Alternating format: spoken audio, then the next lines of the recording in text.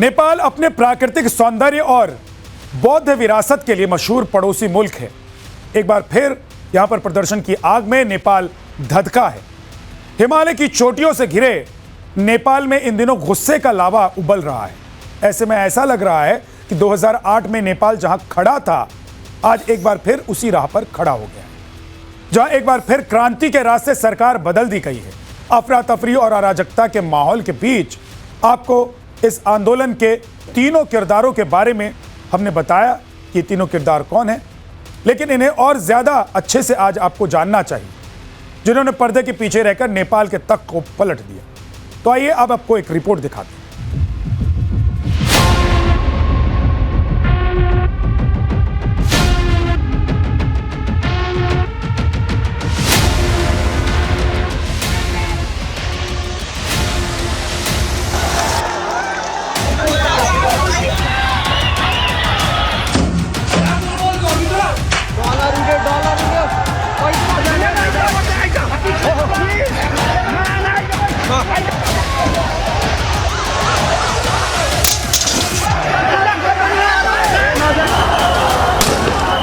नेपाल में हिंसा की आग ऐसी भड़की कि सब कुछ जलकर स्वाहा हो गया।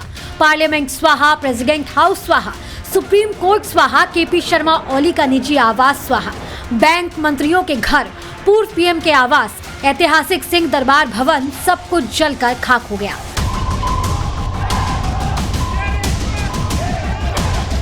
नेपाल में जेनजी का शुरू किया गया आंदोलन अब महज सिर्फ विरोध नहीं, बल्कि सत्ता परिवर्तन की दहलीज पर खड़ा है। 8 सितंबर को शुरू हुए इस आंदोलन में लाखों युवक सड़कों पर उतरे, जिन्हें रोकने के लिए सरकार ने शूट एक्साइड का ऑर्डर दे डाला, जिसके बाद पुलिस ने उग्र प्रदर्शनकारियों पर गोलियां चलाई और गोली चलाने की गलत फैसले से आंदोलन और ज्यादा उग्र हो गया।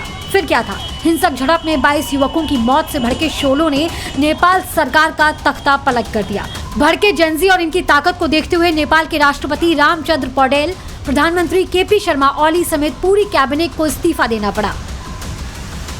अब जब नेपाल में राजनीतिक संकट गहरा चुका है, ऐसे में सवाल उठ रहा है कि सियासी उथल-पुथल के बीच नेपाल में सरकार की कमान कौन संभालेगा।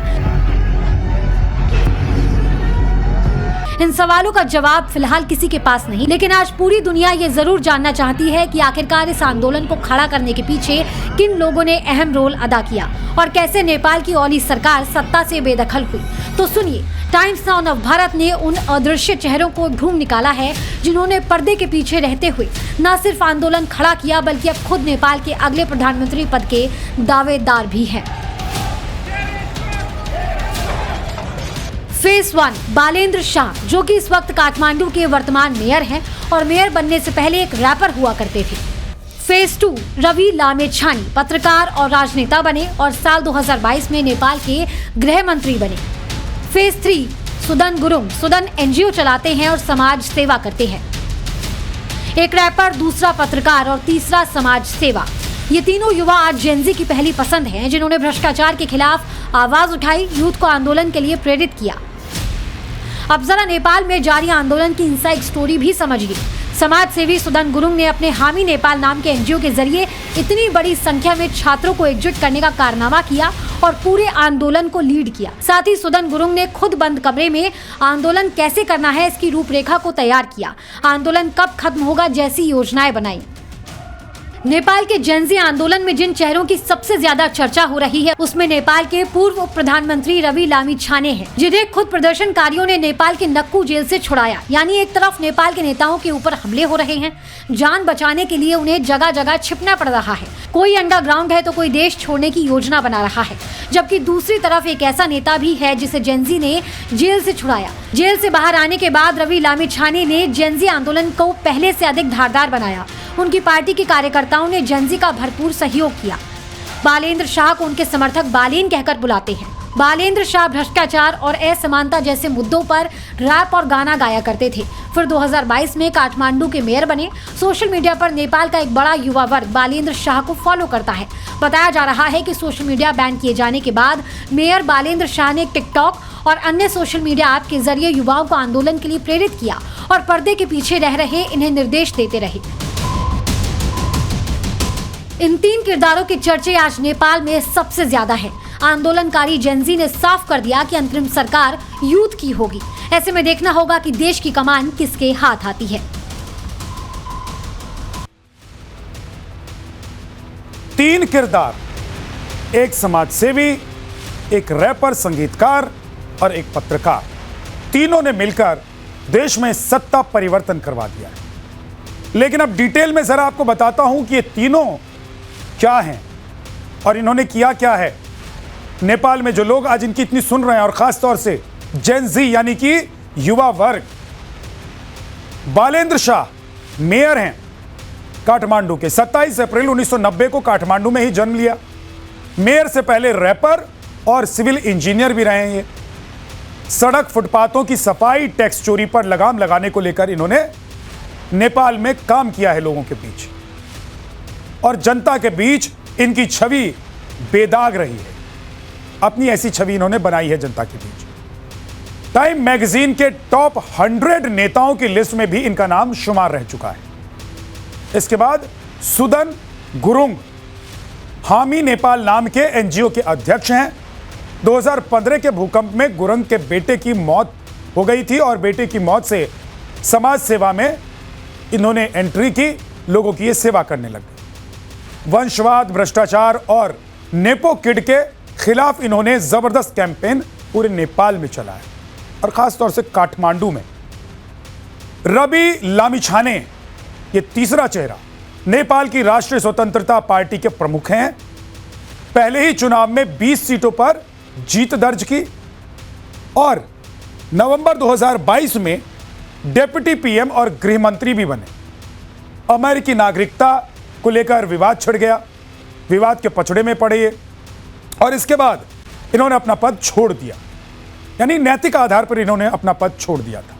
भ्रष्टाचार के आरोप में ओली सरकार ने इन्हें जेल भी भेजा और इनका आरोप यह था कि जानबूझकर इनको फंसाया जा रहा है। तो ये 3 चेहरे, और ऐसे चेहरे जिन्होंने राजनीति की सत्ता को न सिर्फ बदल दिया है बल्कि वहां की रूपरेखा बदल जाएगी, वहां की व्यवस्था बदल जाएगी, यह भी इनके बारे में कहा जा रहा है।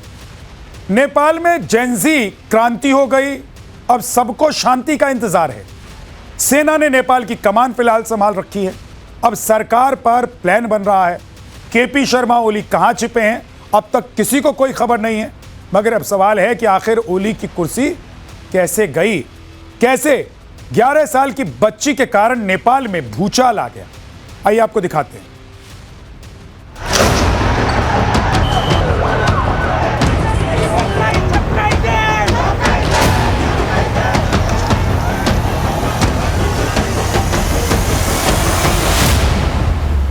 नेपाल में तख्ता पलट हो गया। नेपाल के जेनजी ने ओली सरकार की ईंट से ईंट बजा दी। अब नेपाल की कमान सेना के हाथ में है। कब नई सरकार आएगी, इस पर सस्पेंस बरकरार है। आलम यह है कि यहाँ केवल सरकार नहीं गई बल्कि ओली और उनके मंत्री भागे भागे फिर रहे हैं। केपी ओली अभी कहां छिपे हैं, किसी को कोई खबर नहीं है। लेकिन इस आंदोलन से जुड़े जो खुलासे हो रहे हैं वो हैरान कर देने वाले हैं। दरअसल आंदोलन की बड़ी वजह 11 साल की एक बच्ची बताई जा रही है, जिसके चलते नेपाल की ओली सरकार का आज तख्ता पलट हो गया। ये कहानी अगस्त की है, जब ललितपुर जिले में एक मंत्री की कार ने पैदल क्रॉसिंग पर खड़ी 11 साल की बच्ची को टक्कर मार दी, जिसके बाद मंत्री की गाड़ी ने वहां रुकना मुनासिब तक नहीं समझा और मंत्री की गाड़ी बच्ची को उसी हाल में छोड़ भागने लगी। हालांकि स्थानीय लोगों ने भाग रही गाड़ी को दबोच लिया और ड्राइवर को पकड़कर उसे पुलिस के हवाले कर दिया। मगर इस घटना के बाद जो एक वाकया और हुआ, उसने लोगों को भड़का दिया। जी हां, हिट एंड रन के इस केस में मंत्री के ड्राइवर को महज 24 घंटे के अंदर रिहा कर दिया गया, जिसके बाद लोग आक्रोशित हो गए और इस हादसे से जुड़े वीडियो को सोशल मीडिया पर शेयर करना शुरू कर दिया। इस बीच बच्ची के एक्सीडेंट की तस्वीरें जैसे ही सोशल मीडिया पर वायरल हुई, उससे जुड़े कई हैशटैग भी इंटरनेट पर ट्रेंड करने लगे। ये कहानी यहीं खत्म नहीं हुई। दावा तो यह भी किया जा रहा है कि अपने मंत्री के कारनामे को छिपाने के लिए ओली सरकार ने 3 सितंबर को फेसबुक, व्हाट्सएप जैसे सोशल मीडिया ऐप को बैन कर दिया।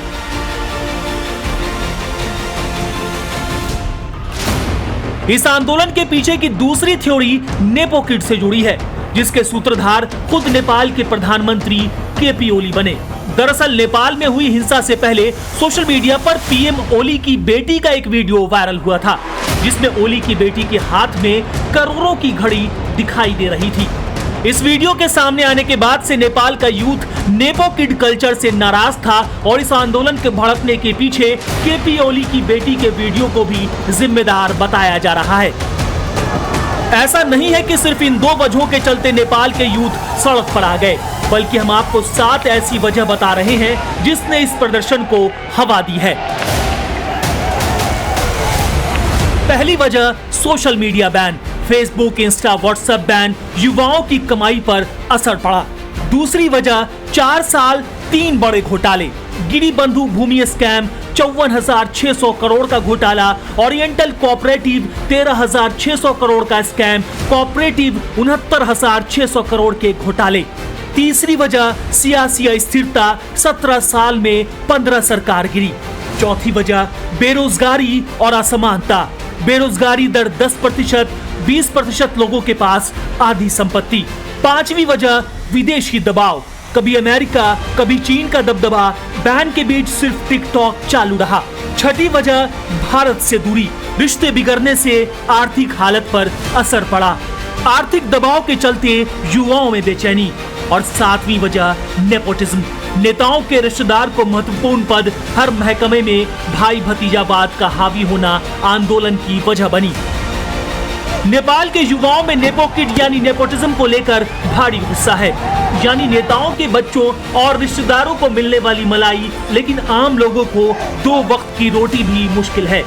नेपाल में नेताओं के बच्चे विदेशों में रहते हैं, महंगी और लग्जरी गाड़ियां खरीद रहे हैं, उनका रहन सहन आलीशान है, जबकि आम लोगों के बच्चे बेरोजगार हैं, नौकरी के लिए पलायन को मजबूर हैं। ऐसे में नेपाल के युवाओं ने आने वाली सरकार को सख्त संदेश दे दिया है कि आज के यूथ को नौकरी चाहिए, समानता चाहिए, भ्रष्टाचार नहीं, देश का विकास चाहिए।